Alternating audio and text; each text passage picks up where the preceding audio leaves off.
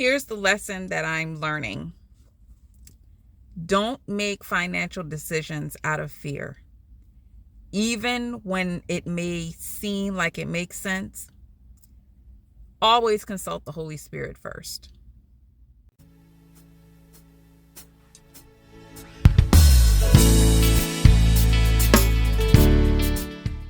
So the last several days have been one of those days filled with frustration at God for my situation. I paid a bill on Thursday. Today is Wednesday, so we're talking 7 days ago. I paid a bill because I thought, well, if I don't pay it, I'm not going to have enough money to pay it later, so let me just get it out the way now. Now, the Holy Spirit tried to tell me. He whispered very lowly, and I heard him. I did hear him. I just didn't think it was the Holy Spirit. I just thought, oh, it's just something. I don't know. The Holy Spirit did say, don't do that. You don't have to do that. But all I kept thinking was, I'm not going to have enough money. This is a mentality of lack. It is a fear mentality. It's just a fear that you're not going to have enough, that God is not going to provide.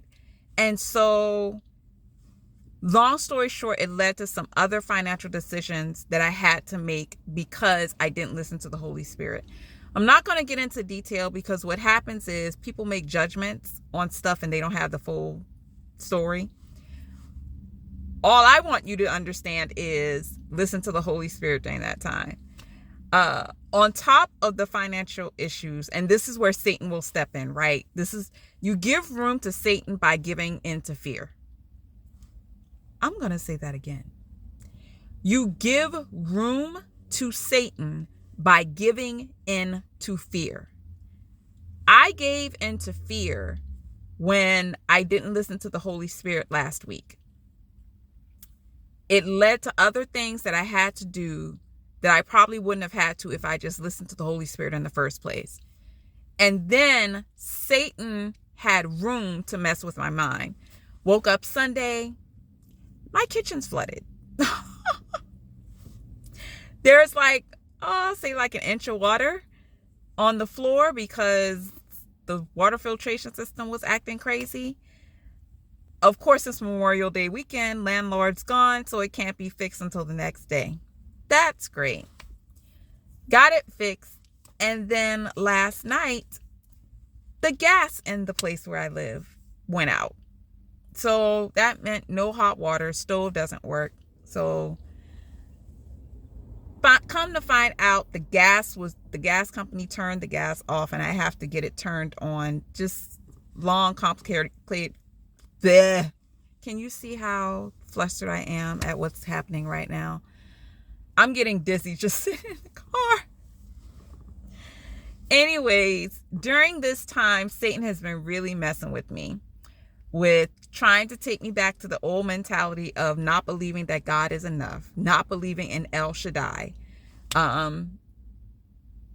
Also, he's been messing with my head of, well, you need to go back home. I had a conversation today with someone who was talking about moving to the East Coast, and my flesh was like, you see, you know you're not supposed to be.